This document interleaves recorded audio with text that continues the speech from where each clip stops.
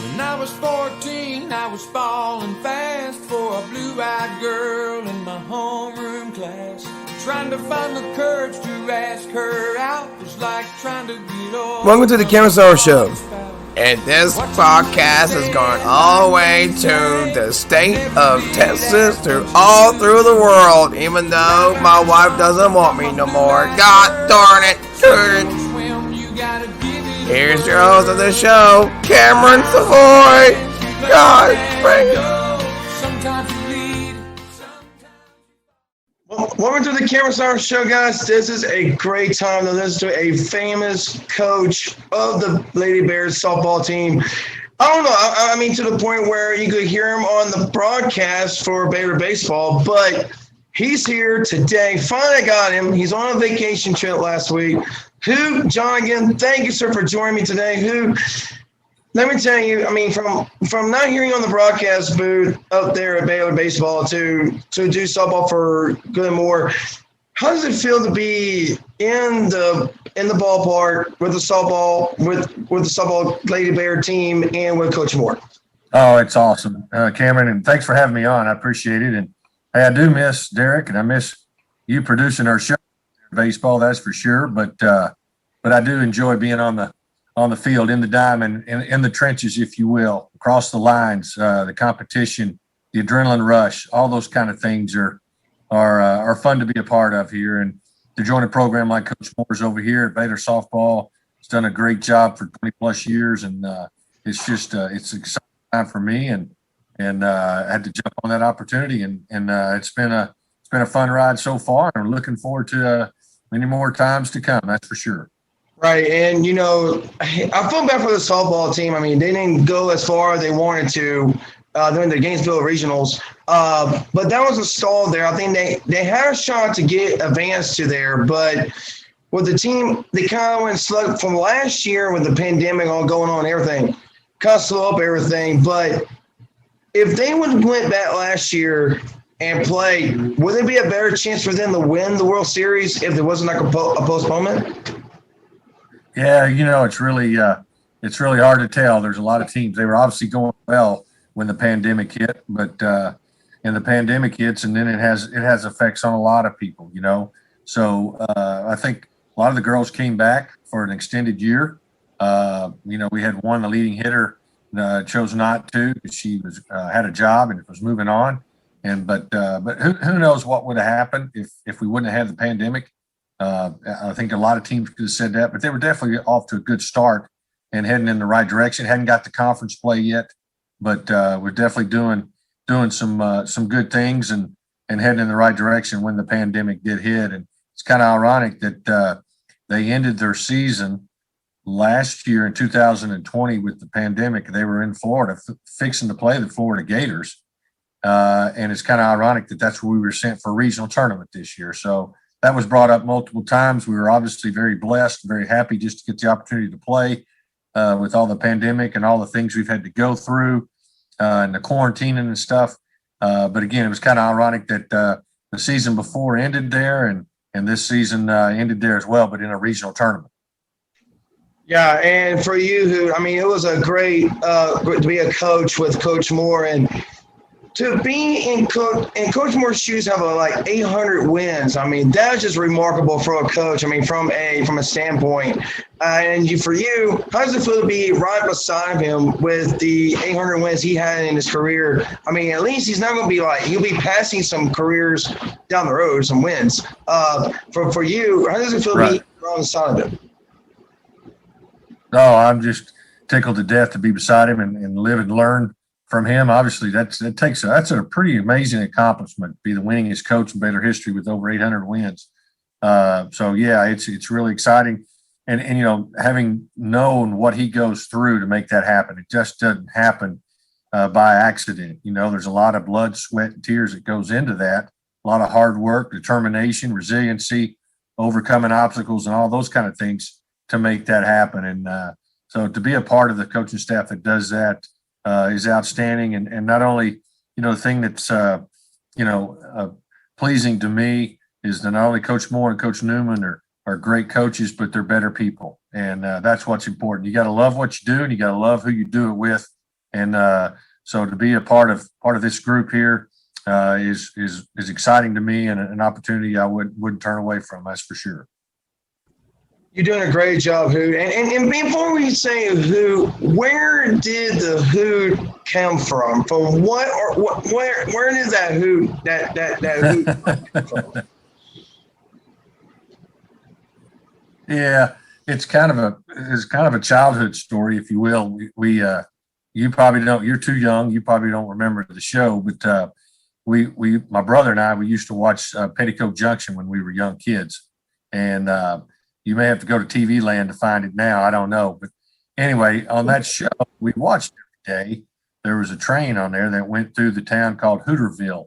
And my brother used to call me that just to make me mad and kind of shortened the Hooter into Hoot. And to be honest, it just stuck. I mean, I can't tell you how many people don't know my real name is Steve.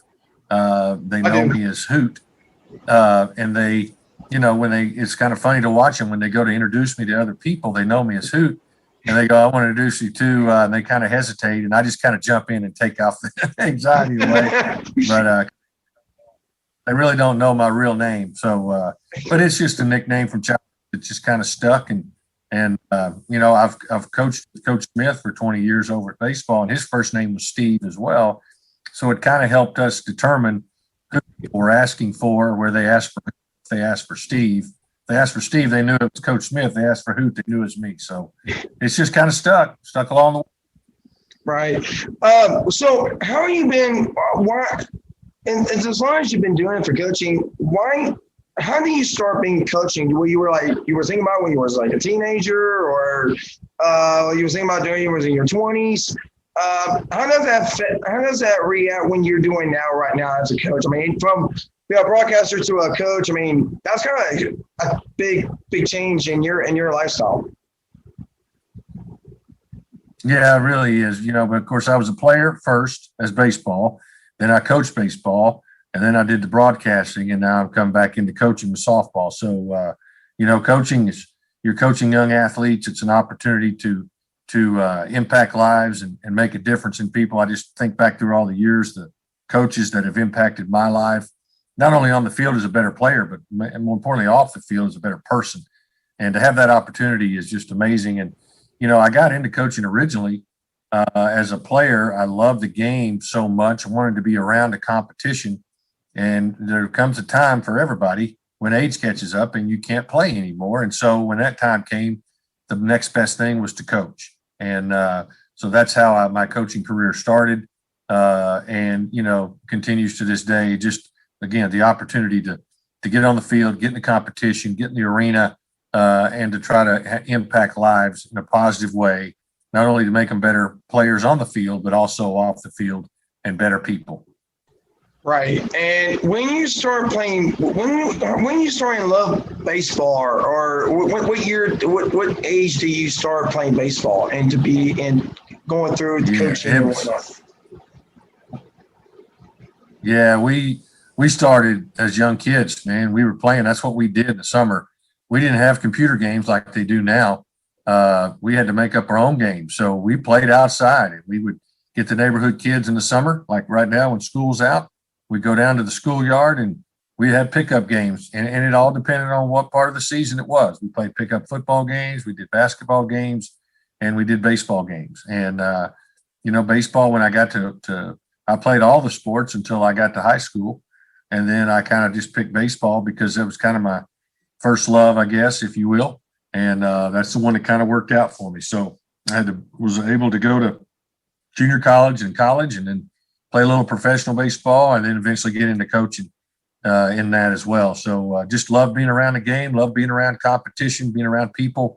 I tell you what, coaching has allowed me to meet a lot of people. And life is about networking, meeting people, knowing people, building relationships with them. And it's been very good to me over the years, and the people I've been able to meet on the field, off the field, even umpires. I know people always have this bad thing about umpires, but I've got some relationships even to this day that I keep up with some umpires that not only umpired games when I was playing, but also when I was coaching as well. So it's been a very this coaching gig has been a very positive experience for me in more ways than one. Okay, and when you start, do you play professional baseball, or do you play in some type of minor league sport, or do you start in college where you like baseball the most? And plus, when you start your broadcasting career at, where in that timeline where you started?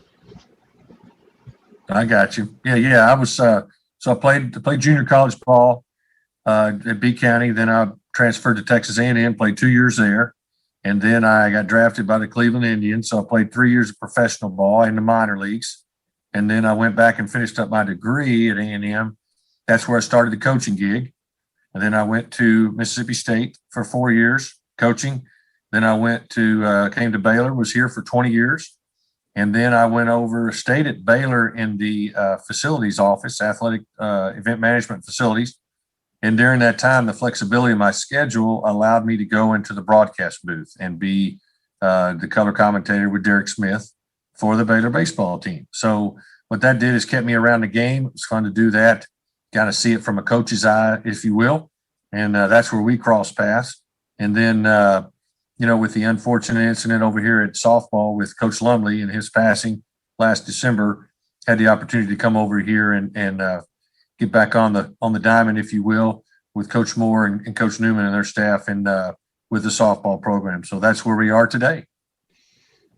I mean, y'all do an amazing job, Hoot. I mean, I've learned so much from you during the times when I did broadcasting with y'all, producing it and whatever you talk about baseball. It kind of like you're dissecting the whole, like, where it could hit the baseball, where it could go, like the 480 line or whatever. It was so much for me to learn it because I like baseball because I used to watch when I was in Louisiana. I got to hear, I learned it. But with you, and you made it so much easier for like somebody like, oh, well, I don't even know what baseball is. But with you made it so much where, like, oh yeah, now I understand what he was talking about. Like, he hit the baseball here, he stopped it there, or whatever, hit the the ballpark, whatever. But the way I feel, like, you and Derek brought in was a lot of great commentary stuff. And I mean, I like commentary. And that's how I learned from everybody else and from you as well. So, I mean, y'all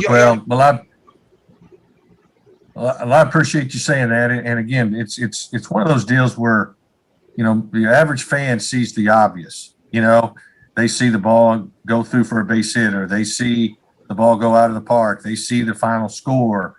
But there's a lot more to the game than that. A lot more thinking process that goes into it. Because believe me, from a coaching perspective, I can tell you there's a lot of things that happen, usually not in a good way, that we don't coach them to do that. It just happens, And so I tried to bring that, when I was doing the broadcast, try to bring the perspective from a coach that would allow people to understand maybe this is what they were thinking and this how this can happen.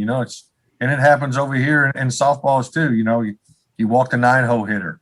Well, you really think we were trying to walk the 9-hole hitter that was hitting 200 and we're going to get to the leadoff hitter that's hitting 400?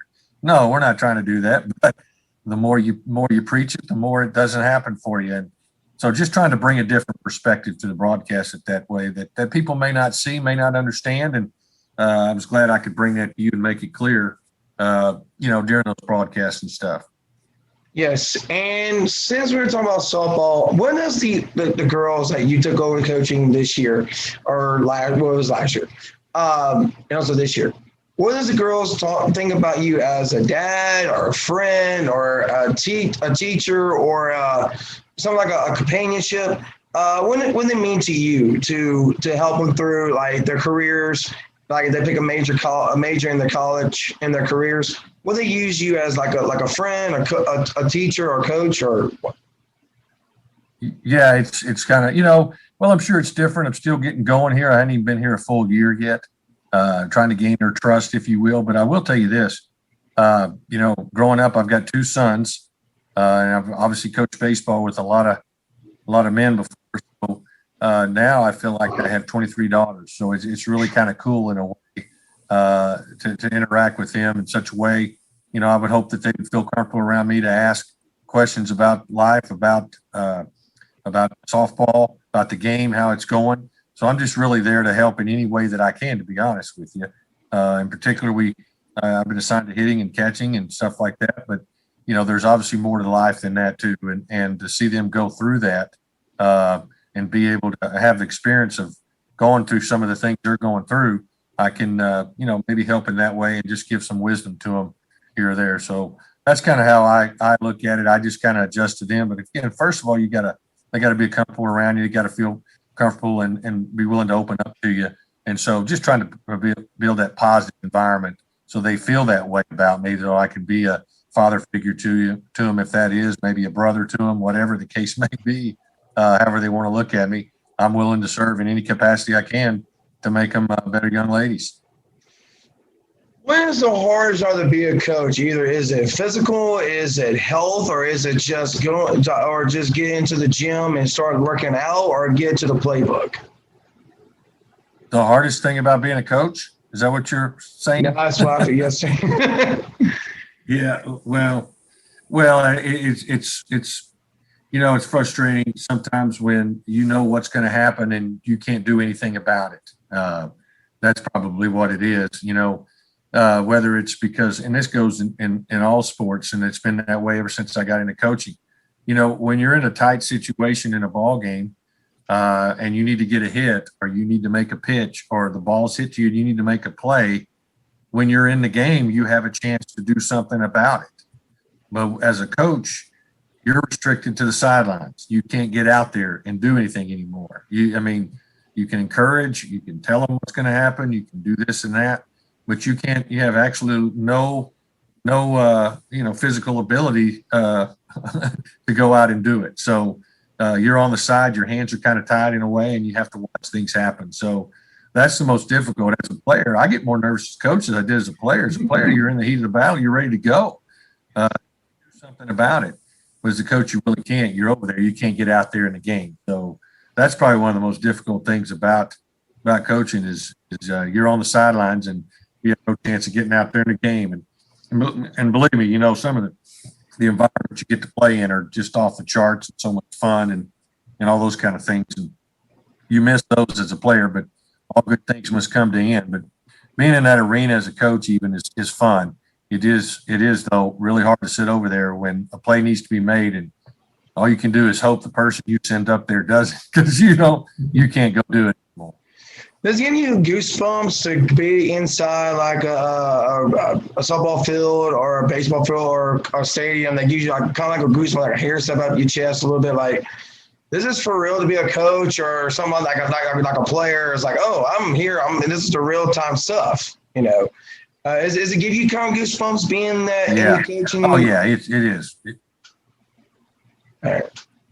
Yeah, you definitely do. I mean, the environment, NCAA athletics, college competition is second to none. I mean, you see the atmospheres right now in the Women's College World Series up there where they got 12 to 15,000 fans, and you can't tell me when you walk into the stadium that you don't get goosebumps. And if you don't, then you don't need to be doing it, because that's what it's all about.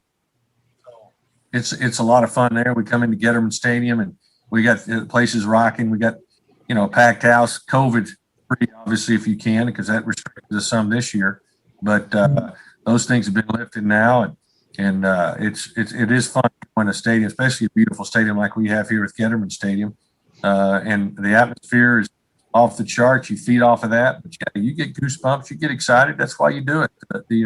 Getting in the arena, if you will, of competition brings out the best in everybody. And that's what you want to do. So if you're not getting goosebumps, if you're not getting excited about it, then that's probably time to move on and find something else to do.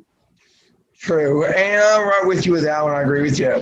So the Lady Bears had a very good season. Not, you say a historic season, but somehow or another during that Big 12 tournament, they went off a little bit. They couldn't get back to that winning compatible that they were before. Was it like a lot of players couldn't get in the groove of things in that elimination game where they start like, okay, we'll try and win this game, we can't win this other game, but it's like they're like they they just started like they were falling a little bit off the pace. Like they couldn't even get catching up with her. What happened to that Big 12 tournament when they got out early? Yeah. Yeah. The last part of the season obviously didn't go how we wanted it to.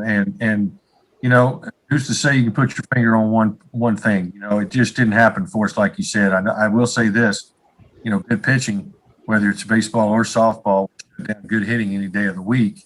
And obviously we faced some good pitchers there at the end of the year, faced a Longhorn staff who has some good pitchers in O'Leary in the Big 12 tournament. We faced, Oklahoma, and Texas Tech had a couple of good pitchers as well as, and Iowa State.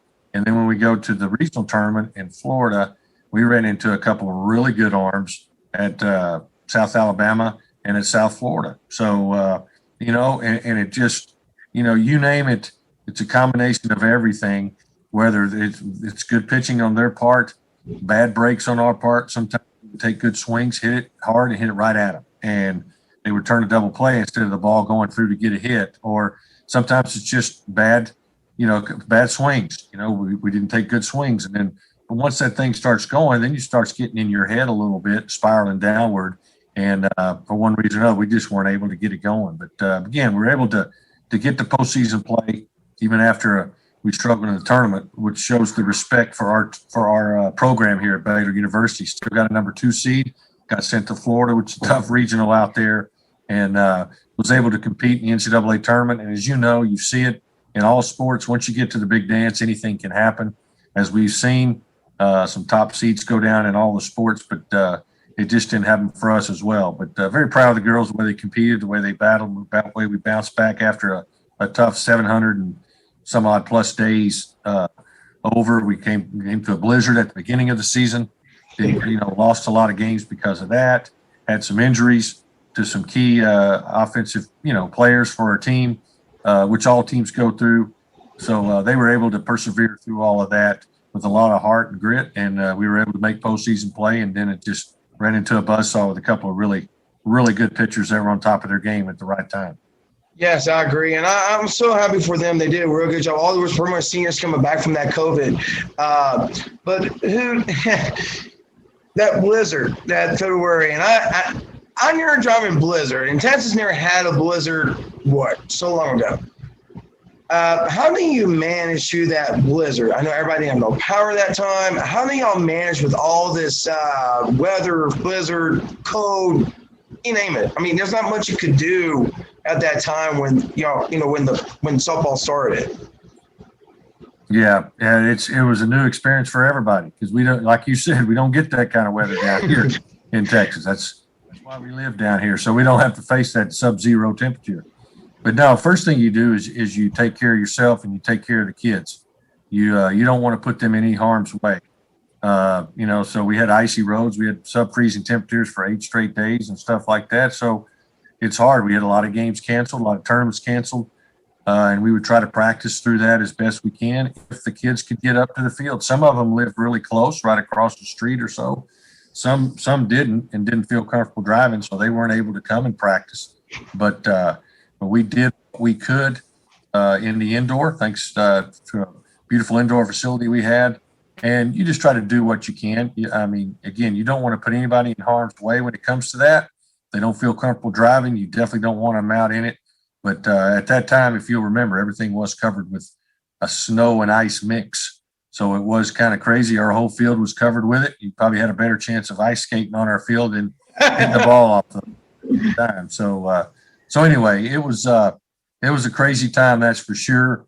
And a lot of games were lost as far as, I mean, 2 tournaments for sure we didn't get to play in, which was going to be about 10 games. So got off to a little bit of a slow start in that regard, trying to get going. So everybody's scrambling, trying to find games. You got to test every week. This was just a crazy year all the way around. And if people really knew the things these ladies had to go through just to get eligible, just to get healthy enough to be able to play with the COVID pandemic and all the testing and stuff, it's really amazing. And as some of them didn't, some of them came down with it. Then quarantine got them and they had to sit out for 14 days. And you do that in the middle of the season. We saw that with Coach Drew and his staff. and his team over there in the basketball. They came back. When they came back from that, they were sluggish, and luckily they had enough time to get their game back going again so they could finish strong. So it was just a weird, different type of year, and hopefully we don't have to go through anything like this again in the near future. Yeah, I agree, and I agree with you with what Scott Drew did with the men basketball team. And speaking of the men basketball team, I don't know if you watched the basketball game for the NCAA national championship game, but I'm telling you, I was surprised. I was not shocked at all that the men basketball team for Baylor was going to go all through the Final Four and win the national championship. I was never surprised at all. And the way they were playing Gonzaga is like, okay, so they never played against each other. They was going to play in November or in October. I don't know what it was, but it was either of those 2 months. But you've seen what Baylor has done, and they had a little stonefall a little bit, but they never lost a beat. When you watch that game for the national championship, you knew what the team was. It's like an NBA team. It's more like a Mavericks, Rockets / it's more like an NBA team come get Gonzaga because I had no hope to win that national championship game. So, did you see the game that Baylor did dominate Gonzaga? Oh yeah, I watched it from the get-go, and it's like they were definitely on a mission, without a doubt. And from the opening tip, they took control of the game, and they kept their foot on the gas pedal the whole time. It was really fun and exciting to watch. And, Coach Drew, to get those guys to play together like they did, because there's a lot of talented guys there. And when you have a lot of talented guys, they usually want the ball all the time. And to see the self-play of that team, that's the reason they won. I'm sure they'll tell you that too. Because when one guy wasn't hot, the next guy stepped up and everybody knew, and they would get him the ball. And it was really fun to watch and fun to listen to them talk to after the game, and as far as they come up with their strategies and how they did mesh together as a team, and obviously got hot at the right time there at the end and got on a really good roll, and it carried them all the way to the national championship. So those things are really, especially when you're in the coaching world, it don't matter what sport you play. To win a national championship is really hard to do, because a lot of things have to go your way. Besides being good, you've got to stay healthy. You got to stay away from injury. You got to play together. You got to get the right calls. You got to always show up and play. I mean, there's a lot of factors that go into that. So it was really fun to watch them finish that off to win that national championship against Gonzaga. Yeah, you're right, Coach. And Coach, let me ask you this question. I know we almost got the time, but if a young kid that's like, for example, they want to play baseball, they want to play like a little league or a little pee-wee baseball or whatever, and they want to be going to the minor league, like to college, junior college, big college, like Texas A&M, Longhorns, whatever, and they want to play major, what you could tell them going into their 10 years old or to their teenager, what you tell them to make them more like, if they want to play baseball, what you want to tell them to be in that time frame? Yeah, I got you. Yeah, I would tell all kids right now to play every sport you can. I think there's so much of this, we're specializing way too early as an 8 and 9-year-old on one sport. Play as many sports as you can for as long as you can, because you can learn so much from each of the different sports. And then when you get to the point where you're going to one, you got to work at it. You just got to continue to work at it, and you got to have a commitment to it. There's no saying you got to be committed before you can actually reach your full potential. And just wanting it is one thing, but being committed to it and investing your time in it and to practice and to work, because it's not an easy task at all. That's a whole different story. And so that's where you really find out if they really, where their heart is, what they really want to do. And in order to get a college scholarship and go play at the next level, you've really got to work hard to do it. And not everybody's blessed with all the talent in the world, but everybody can control their attitude, control their work ethic. And I would just tell them to continue to work at it. It's not a video game on TV. You need to physically go out and actually execute the sport you're playing, whether it's softball, whether it's baseball, whether it's basketball, football, it doesn't matter, soccer. Go out and play and work at it, and then let the chips fall where they may. But I would say early, play as many sports as you can, because there's a lot of value that you can get out of each one of these sports that'll not only make you a better competitor and athlete, but it'll also make you a better person in dealing with the bumps, along the way in the game of life as well. Thank you, Coach. And also, in this weather, I know you're not doing any fishing like on your vacation. So where do you do any fishing on your vacation area or what? Oh no, we just did a lot of relaxing and sightseeing on that, and I've got a couple of tanks on my place. I can go catch some fish if I want to too. But doing a lot of shredding, you can get a lot of problems solved when you're out there on the tractor, when you're out there putting a line in the water. So I do like to fish a lot. Coach Moore does too, and we do a lot of it. We solve a lot of problems while we're doing it, because it's kind of just relaxes your mind a little bit, allows you to think and just get away from this wild and crazy world, if you will. So, and ours is fixing to pick up here. We got the dead period going a couple more days, and then we'll be able to get on the road. Got camps next week, so we'll be ready to rock and roll, and it'll be hit the ground running, be ready to go. Yes, sir. Thank you, Coach, for your help, and thank you for your time. I know you're going to be busy this week, coming Friday and next week. Have fun, and we'll see you later, my brother. Okay. Thank you, Cameron. I appreciate it. Good luck to you, buddy. You too, buddy. Thank you, Coach.